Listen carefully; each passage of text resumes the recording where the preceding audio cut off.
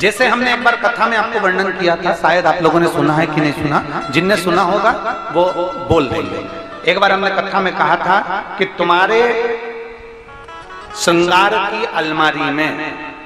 जिसमें तुम दर्पण देखती हो, तैयार होती हो, नारी श्रृंगार की अलमारी में मांग भरने की कितनी भी पेंसिल रख ले, वो मांग भरने का कितना, वो नई नई डिजाइन की पेंसिल आती है जिससे वो ऐसी घिस लेती है तो मांग भरा जाता है। पर मांग भरने के लिए तुम भले मांग भरो चाहे मत भरो, पर अपने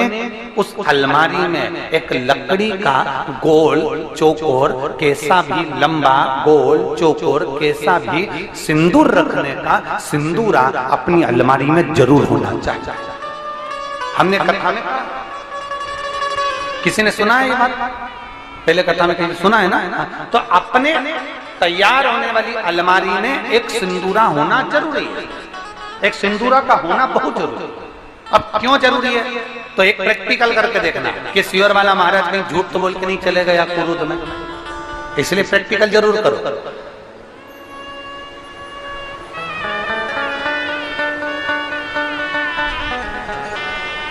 जहां पति पत्नी में आपस में झगड़ा हो रहा हो, बहुत क्लेश रहता, बहुत ज्यादा, दोनों एक दूसरे का मुंह देखना पसंद ना करें, दोनों एक दूसरे के सामने ना आए, इतना क्रोध जिस पति पत्नी के आपस में रहता हो, अगर पत्नी एक सिंदूरा अगर शंकर जी के मंदिर से पार्वती जी को टच कर कर, पार्वती जी का स्पर्श कराकर सिंदूर उसमें भरकर उस सिंदूरे को अगर अपनी अलमारी में रख लेती है, जहां तैयार होती है उस अलमारी में रख ले, और भले वो मांग में लगा रही कि ना लगा रही, थोड़ा बहुत भी लगाया तो ठीक है, ना लगाए तो अलमारी में अगर रख भी ले, 20-22 दिन के अंदर हमको पत्र लिखकर बताना कि उसकी लड़ाई झगड़ा कम हुआ कि नहीं हुआ, उसका आपस में मेल बढ़ा कि नहीं। उस सिंदूरे का इतना महत्व, उस सिंदूरे का इतना महत्व है कि वो सिंदूरा प्रेम को आकर्षित करता है। और गौरी शंकर शिव महापुराण की कथा चल रही है, जरा ध्यान दीजिए गौरी शंकर शिव पुराण का, आप लोगों का स्मरण है। पार्वती जी गौरी हैं, शिव शंकर के साथ विराजी, ध्यान दें। कहते हैं जब मेरे देव अधिदेव महादेव और माता पार्वती दोनों प्रसन्न चित्त में होते हैं, दोनों प्रसन्न में होते हैं, तब कहते हैं जैसे गंगा शंकर की जटा से बहती है, मेरे शंकर पार्वती जब जनमानस पर कृपा करते हैं और कोई शिव की भक्ति में डूबा होता है तो शंकर और पार्वती भी अमृत की वर्षा करते ही करते हैं, अमृत की वर्षा। शिव भक्ति में आप डूबे, शंकर की भक्ति में आप डूबे, शंकर की आराधना में आप डूबे, शिव की भक्ति में आप डूबे, शंकर की गुणगान में आप डूबे हैं, तो शंकर पार्वती कृपा करेंगे ही, गौरी शंकर कृपा करेंगे ही।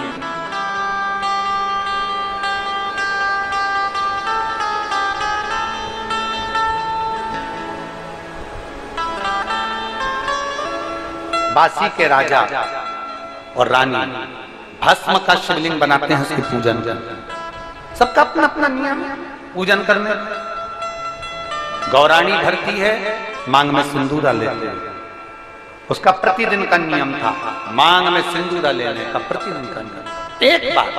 बासी के राजा वन में भ्रमण करने के लिए और मृगा करने के लिए बासी के जब राजा गए, और मृगा करने के लिए जैसे गए, के जब राजा गए और मृगा करने के लिए जैसे गए, उनको शेरों ने, जंगल के राजा शेर ने उसको घेर लिया, चारों तरफ से शेर ने उसको खाने के लिए आक्रमण किया।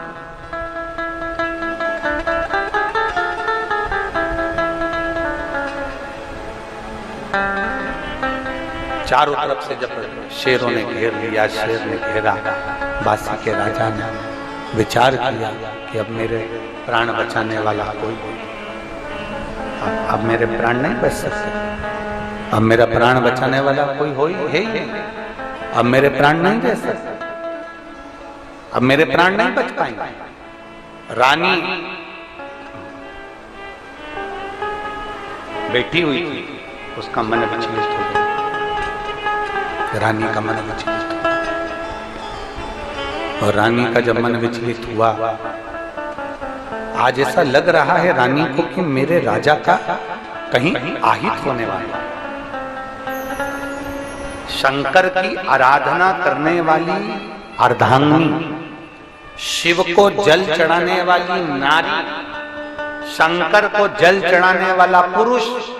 शंकर को जल चढ़ाने वाली बेटी, शंकर को जल चढ़ाने वाली माता, शंकर को जल चढ़ाने वाला बेटा, शंकर को जल चढ़ाने वाला व्यक्ति जो शिव के मंदिर में रोज जाता है, अगर उसके साथ में कुछ आहित होने वाला होता है तो 7 दिन पहले देवाधिदेव महादेव उसको थोड़ा ना थोड़ा हिंट दे देते हैं कि तेरे साथ ये आहित होने वाला है। शिव को जल चढ़ाने वाला, शंकर का गुणगान करने वाला, शिव की स्तुति करने वाला, शंकर का गुणगान में रहने वाला, शंकर को 1 लोटा जल चढ़ाने वाले को मेरा देवाधिदेव महादेव, काल अधिपति, महाकाल राजा, जिसको शंकर देवाधिदेव महादेव को महाकाल कहा गया है, काल अधिपति कहा गया है, वो काल अधिपति अपनी काल की गणना कर कर उसको हिंट दे देता है कि तेरे साथ में ये होने वाला है, तू समझ जा, तू बच जा, सतर्क हो जा, उसको हिंट।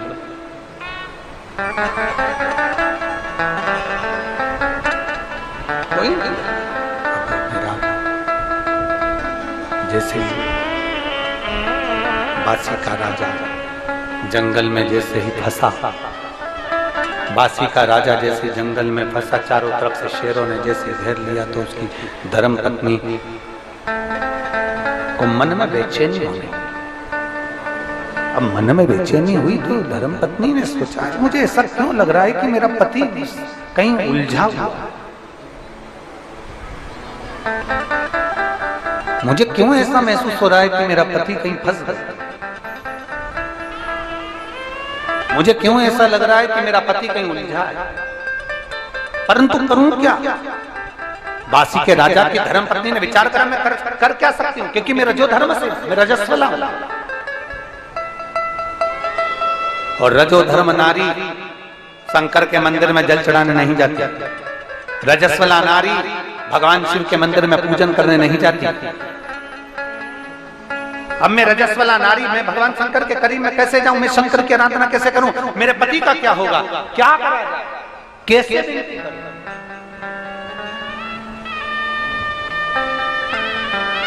कैसे भी नहीं करूं, कैसे निवेदन करूं।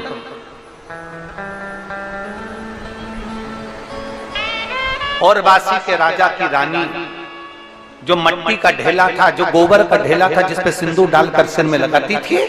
उस गौरी के पास में पहुंच गई। उसको हमारे यहाँ गौरी कहा गया, उसको हमारे यहाँ पार्वती कहा गया। सिंदूरा जो होता है, लकड़ी का जो सिंदूरा होता है, जिसमें सिंदूर भरा होता है, जो मांग में दिया जाता है, उस सिंदूरे को हमारे यहाँ पार्वती की गणना करी गई है। उस सिंदूरे को हमारे यहाँ गौरी कहा गया, उस सिंदूरे को हमारे यहाँ पार्वती की गणना, उस सिंदूरे को सती कहा गया, उस सिंदूरे को पार्वती का स्वरूप कहा गया, उस सिंदूरे को गौरा कहा गया, उस सिंदूरे को गौरी कहा गया। कहते हैं 64 योगनियों में जो बल होता है, 64 योगनियों में जो बल होता है, वो बल लकड़ी के सिंदूरे में, जिसमें सिंदूर रखा होता है, उस सिंदूरे में 64 योगनियों के बल के बराबर बल होता है। कितना बल है, आप जरा विचार करिएगा मेरी कुरुत की माताओं,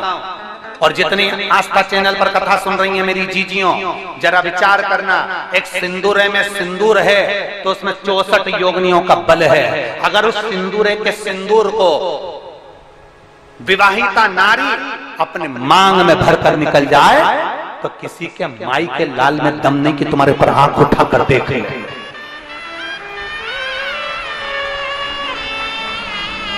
मांग में सिंदूर भरी हुई नारी को कोई पुरुष आंख उठाकर नहीं देख सकता। वो तो तुम्हारे गले का मंगलसूत्र नहीं दिखता, तुम्हारी मांग का सिंदूर नहीं दिखता, तुम्हारे पांव की बिछुड़ी नहीं दिखती, तुम्हारे हाथ की चूड़ी नहीं दिखती, तो कोई पुरुष तुम्हें भी गलत समझ लेता है। और जिस नारी के मस्तक पर सिंदूरा चढ़ा होता है, जिस नारी के मांग में सिंदूर भरा होता है,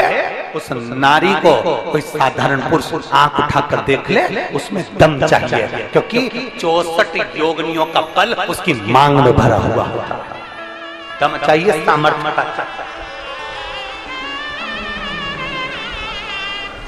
आजकल की माताओं को तो सिंदूर लगाने में शर्म आता है, पर किसी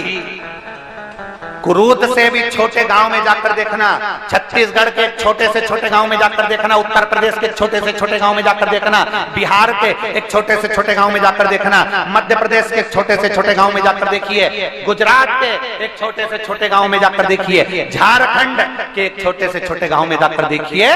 वहां की छोटे से छोटे गांव की माताएं अगर काम करने, तगाड़ी उठाने भी जाती हैं, मेहनत करने भी जाती हैं, तो मांग में सिंदूर भर कर जाती है। मांग में सिंदूर भरा होता है, उनकी मांग में सिंदूर भरा, बल दे रहा। गौरी शंकर,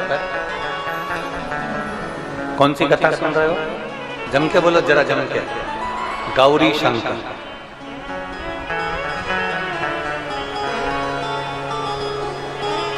सात दिन की कथा में